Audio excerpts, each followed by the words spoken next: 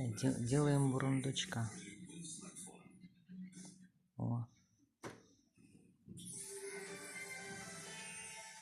Вот бурундучок. С полосочками. Программа «Вести» дежурной части. Мы продолжаем выпуск. В Нижнем Новгороде возбуждено уголовное дело по факту массовой драки, в которой серьезно пострадал отец 5 детей. Тишка, ты бурундучок у нас. Двигался по встречной полосе во дворе Тишенька. дома, а тот в ответ набросился на него с кулаками. Вскоре к автомобилисту подключились еще 4 приятелей, и вместе они жестоко избили пострадавшего. Бурундучок, наш бурундучок. Нападавшие, каковы первые выводы следствия. Об этом в репортаже Александра Остапова.